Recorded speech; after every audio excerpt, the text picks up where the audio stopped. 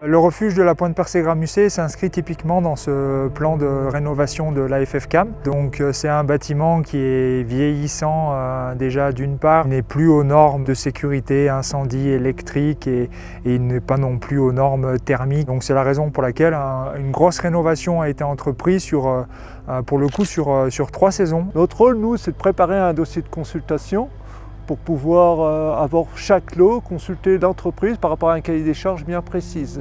La difficulté sur des dossiers comme ça, c'est que les gens qui n'ont jamais fait de chantier de montagne ont un peu peur sur l'héliportage. À l'expérience, on voit que ceux qui ont même fait cette année, qui n'avaient jamais fait, s'aperçoivent que l'héliportage n'est pas si compliqué que ça. Pour qu'il n'y ait rien ne soit raté sur ces opérations, il faut qu'il manque rien. Donc à chaque fois, on a un conducteur de travaux qui travaille et qui prépare les listes de matériel. Ça va de la pointe de 70 à la clé de 12, à la clé de 17, parce que là, il ne faut rien qui manque.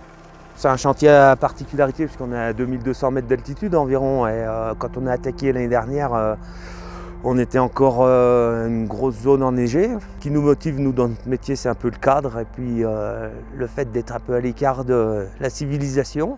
Après, au niveau du chantier, ça se passe globalement bien. On a des ouvriers qui se plaisent en montagne. C'est des ouvriers qui sont quand même polyvalents. Ça nous sort du quotidien et du traditionnel qu'on peut voir dans nos métiers. Ces opérations sont des opérations techniques, mais finalement pas tant que ça. On héliporte. Une fois qu'on est sur place, qu'on a tout, ça redevient des choses assez classiques. En revanche, l'aventure humaine qu'il y a autour de ces opérations sont des choses extraordinaires. Sans solidarité, sans entraide entre les différentes entreprises, on ne sait pas bâtir ce type d'opération. Et en fait, c'est ça qu'on vient chercher sur ces opérations. Comme sur tous les chantiers, on a une réunion de chantier toutes les semaines. La plus grosse difficulté, c'est que les gars ne peuvent pas monter pour une journée de travail.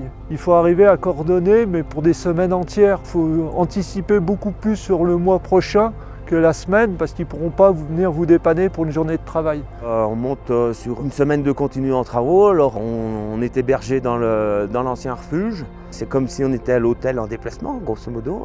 Le refuge de la Pointe-Percé-Gramusset, une fois rénové, ce sera 46 couchages, 34 répartis dans le nouveau bâtiment et 12 qui seront dans le refuge historique. C'est un bâtiment qui est quasiment autonome en énergie, une installation photovoltaïque et avec un groupe électrogène de secours, une production d'eau chaude qui se fait par panneaux solaires thermiques, une réserve d'eau de plus de 30 mètres cubes, qui va permettre de pouvoir stocker l'eau tant qu'on peut la stocker dans la saison pour pouvoir ouvrir dans de meilleures conditions le refuge au début de la saison de printemps.